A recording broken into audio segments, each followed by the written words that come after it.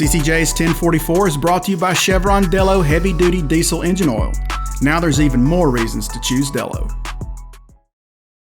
New engine oil formulations could impact your fleet as soon as your next trade cycle. You're watching CCJ's 1044, a weekly webisode that brings you the latest trucking industry news and updates from the editors of CCJ. Don't forget to subscribe and hit the bell for notifications so you'll never miss an installment of 1044.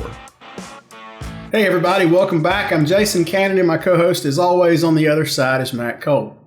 Everything on a truck undergoes an evolution. Just look at the engines that were on the market 10 or 20 years ago and compare those to the engines that are available today. Not immune from that evolution, and in part caused by the changes to the engines themselves, are the things that go into that engine, namely the engine oil. New engines in an ongoing quest to reduce emissions and increase efficiency burn hotter. There's also the expectation that modern engines last longer and that components remain within a set tolerance for their given model year for a longer period of time. In 2017, we saw the introduction of two new engine oil categories, CK4 and FA4, thanks to emissions regulations that took effect about that time. In 2027, we get another dose of those emissions regulations, and work is already underway for new engine oil formulations. That's according to Shawn Whitacre, who's Senior Staff Engineer at Chevron Lubricants. We're right in the middle of development, what we call PC12 or Proposed Category 12. And this is the name of a engine oil performance category that we give it during its development stage. And PC12 is essentially the 12th category that's been considered for adoption. It will build on previous categories, which are live today in API, CK4 and FA4. It was first requested by engine builders about 3 years ago as they anticipated upcoming changes in emission standards that will require them to reduce NOx emissions, improve their fuel economy, and the changes that they'll make to engines are going to have impacts on fluid quality. And as we've done many times in the past, we're partnering with them to kind of evaluate what those hardware needs are and how engine oils are going to adapt to meet those next generation requirements. We have an objective to introduce this new performance category in time for the 2027 model year. That's the kind of the next model year in which these emission standards in the US and other states that have their own standards will kind of be adopted. And so the first license date for this category will be January 1st of that year. Just like in 2017, two formulation categories were created. That too is likely the case for PC12 when those are officially licensed. And that will include thinner oils than we've seen in trucking before. I think that we'll see a lot of similar changes that we did when we introduced CK4 and FA4. So we're going to continue with that sort of dual category specification structure. So the CK4 will likely become CL4 and FA4 will become FB4. Same differences between the C and F. C sort of retains that historical constraint on how thin an oil can be. It will define products from conventional 1030s up to kind of 1540s, and then that F category space for the more kind of fuel economy oriented performance category. And kind of new on the scene for FB4 will be the inclusion of 20 weights into the market. Previous constraints kind of limited them to be kind of 5 and 1030s. But we're now being asked to consider even thinner oils to further enhance their fuel economy performance of these on-highway engines.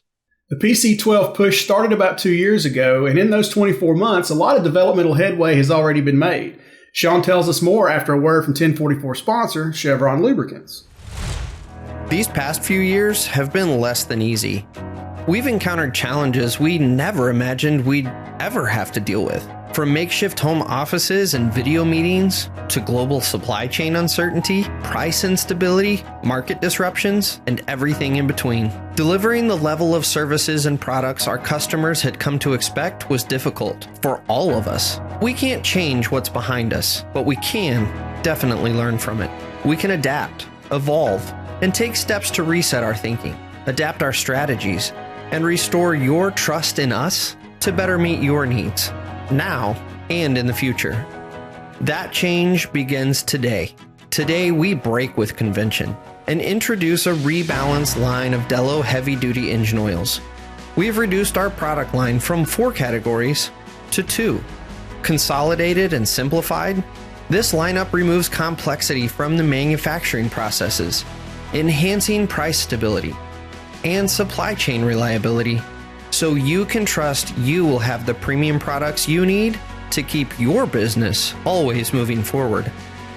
Our break with convention optimizes the Dello lineup to allow you to provide your customers with the best synthetic blend and synthetic heavy-duty engine oils in the market, fully available at prices you can rely on.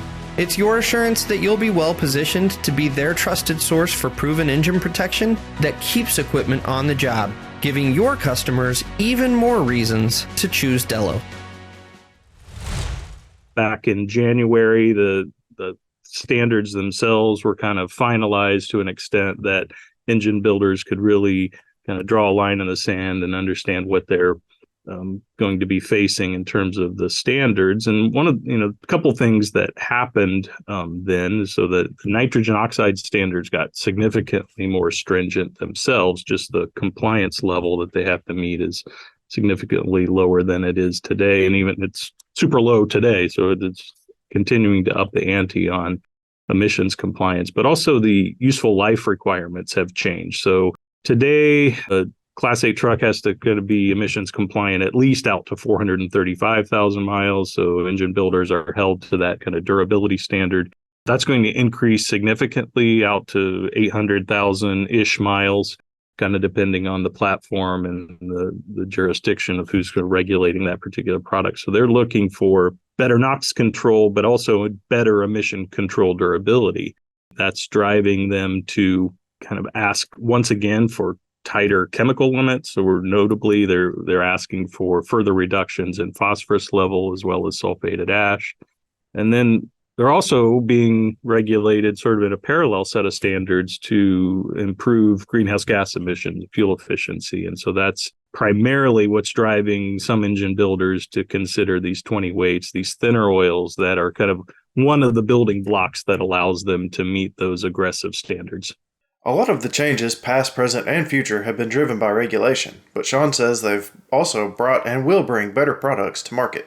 But there have been, continued to be meaningful advancements that have not only been in response to emission regulations, but also some customer-oriented kind of expectations. So things like oil drain interval performance has gotten significantly better. So we've been able to address that through improved oxidation stability. Higher quality base oils have entered the market and are more broadly available globally. And so the introduction of these categories, while they do tend to be sort of instigated by emission standards and everything that goes along with it, we do try to take advantage of these performance changes to adopt a whole number of improvements that are, again, important to engine builders and end users as well. When those PC12 formulations eventually hit the shelves, they'll be new to North America, but they won't necessarily be a completely new idea. What is kind of relevant in the European market right now is the kind of 20 weight viscosity grade. So they've been, I think, even partly because of some of the emission legislation there and the scrutiny on greenhouse gases, they've been a little bit ahead of the curve in terms of adoption of these 20 weights. So there are actually a number of OEMs that kind of require a 5 or 0 W20 in factory fill, and then they have service fill kind of specs and recommendations that also kind of necessitated products like that to be available in the European market now for 5 years or more. So from that standpoint, that viscosity grade profile is not new, and I think that a lot of these even U.S. engine builders have kind of parents or sisters companies that are headquartered in Europe. And so they're borrowing from that experience and kind of leveraging that in a way that you're seeing that progressive stance now follow over. The marketplace here is different. The other thing that we really have to pay attention to is, we talked earlier about the diversity in sort of old and new engines, but there's also off-highway equipment that isn't necessarily affected by these 2027 standards. They have different duty cycles. They have different kind of hardware designs. And thus far, they've not really warmed up to these sort of thinner oil plays. And they're not really motivated to do that because of the difference in the greenhouse gas standard. So I think we'll continue to see this hesitation maybe in certain segments of the market going to these thinner oils. But I think with the purely on-highway fleets with newer engines that, are purposely designed to take advantage of these products, I think you'll see, gradual adoption as they become available. So we and our technology partners have been testing these thinner oils kind of in a more generic sense, just to better understand sort of where the weak points might be, evaluate different chemistries, different viscosity grades, look at fuel economy advantage. And some of that has been going on for many years. Clearly, as we start, approaching the finish line with this category, those formulations will become more mature and more kind of commercially relevant. We'll start migrating them into a broader subset of hardware so that we can make sure that our products stand up to the requirements of all engine builders and the variety of duty cycles that our customers expose them to. 2027 feels like a long way off. So where does PC12 currently stand in its development cycle? Clearly, the framework of the specification is fully established. When we talked a year ago, we were still kind of waiting to see what was going to happen with chemical limits and some other tests that might be in or out.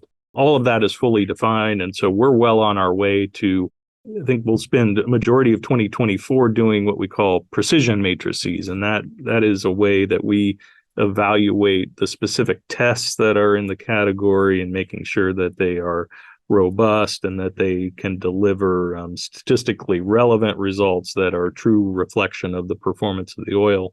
And then kind of the year or two that will remain kind of is really where we'll be in crunch time qualifying products and getting them ready to be manufactured sort of in that 2026 time frame and ready to hit the road in the early part of 27. That's it for this week's 1044. You can read more on ccjdigital.com. While you're there, sign up for our newsletter and stay up to date on the latest in trucking industry news and trends. If you have any questions or feedback, please let us know in the comments below. Don't forget to subscribe and hit the bell for notifications so you can catch us again next week.